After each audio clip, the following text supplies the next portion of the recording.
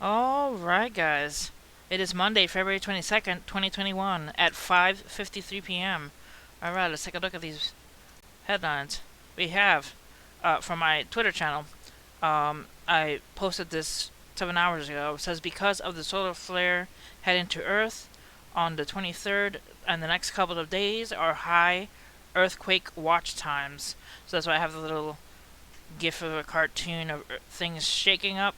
You never know if anything is gonna actually shake up, but um, the pressure on the planet because of the solar flare could cause some quakes. So let's keep an eye on quakes and keep our eyes open when it comes to that. Alright, next, from Routers. Kenya is battling some of the worst locust plagues in decades, but startup The Bug Picture hopes to transform the pest into profits and bring hope to the hopeless, whose crops and livelihoods are being destroyed by the insects. That's in Routers. If you feel like looking at the story, check out my Twitter link, my Twitter page, and it'll be on the page. There's a lot of locusts happening in Africa. Alright, next. An incredibly powerful episode of lava fountain or paroxysm at Mount Etna this night, 2021st, the 20th and the 21st of February 2021. Lava fountain and exceeding 1,000 meters in height. So that lava fountain is very high. There's a lot of lava. It says it is the most beautiful volcano on Earth. That's what they're saying. But it is a very large amount of lava coming out of Mount Etna. Alright, let's take a look at the next story. The solar wind is here, and a CME is coming. Now watch out for vivid auroras. On the third day in a row, a fast-moving stream of solar wind is buffeting Earth's magnetic field. It says over the weekend, bright pink auroras appeared over the Arctic Circle. Additional displays are possible tonight as the solar wind continues to blow faster than 500 kilometers a second. A CME is incoming.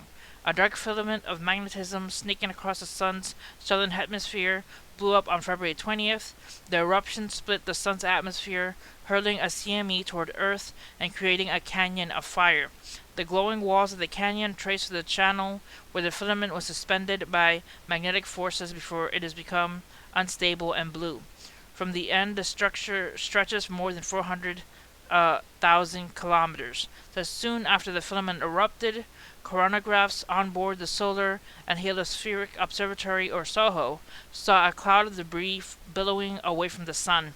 And here you see the coronal mass ejection, the CME, is not heading directly for Earth. However, nevertheless, it is Earth facing. It says NOAA computer models suggest that the western edge of the cloud will sideswipe our planet on February 23rd or the 24th.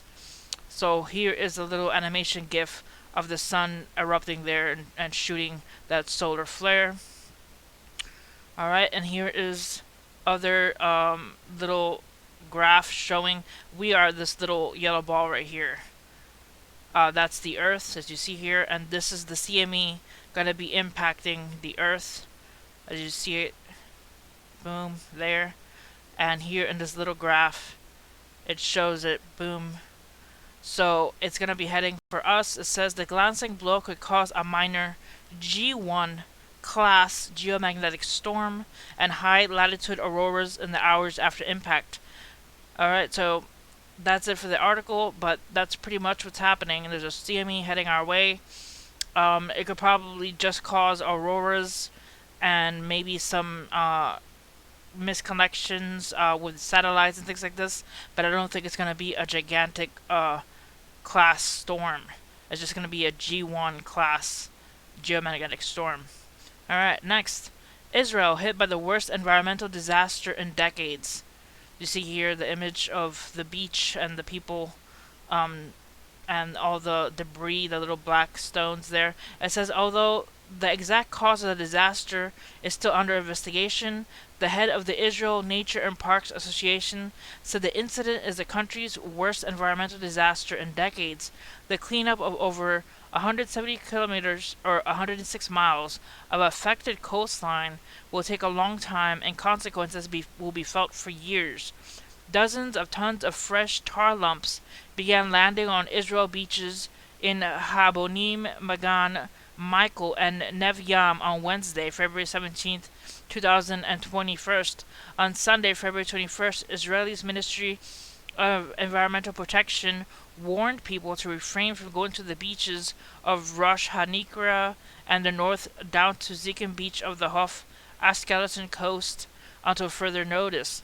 It says do not go to the Mediterranean sea beaches for swimming, sports, or recreational activities until further notice, the ministry said on Sunday. Exposure to tar can be harmful to the public health. The ministries are continuing to monitor the situation and will update the public regarding this matter. It is unclear that the source of the tar is landing on the beaches since Wednesday morning. Authorities said the tar is a production or a product of the decomposition and crystallization of oils and oil products. This is usually the result of the illegal dumping of oil into the sea from a passing ship. So prayers for the people of Israel and the beaches there, the animals on the beach being affected by this tar. Please pray for Israel and the beaches. That's not good to have, and the natural, atmosphere there could be ruined because of this. All right, next. Record flooding affects more than 100,000 people in Acre in northwestern Brazil. Says more than 100,000 people have been affected by severe flooding in Acre in northwestern Brazil. Multiple rivers overflowed and reached record levels around Friday, February 19, 2021. Authorities have declared the situation an emergency, saying the state is facing one of the most challenging times in history. The Cruzeiro do Sul, the Jurda River, reached record levels of 14.31 meters or 46.94 feet on Friday, smashing the previous high of 46.71 feet set on Friday, 2017. Around 33,000 people have fled their homes in the municipality. In C. Madureira, the local river hit 59.18 feet, well above the flood stage level of 49.8 feet. About 18,000 people have been affected by inundations across the municipality. On Saturday, February 20th, around 28,000 people have been affected after the Turacura River reached 26.25 feet, which has been above the flood stage of 31.2 feet. So pray for the people of South America and Brazil having to deal with this flooding. All those people possibly being having to leave their home and having to escape that flooding. Alright guys, that's it for this video. Hit like and subscribe for more news.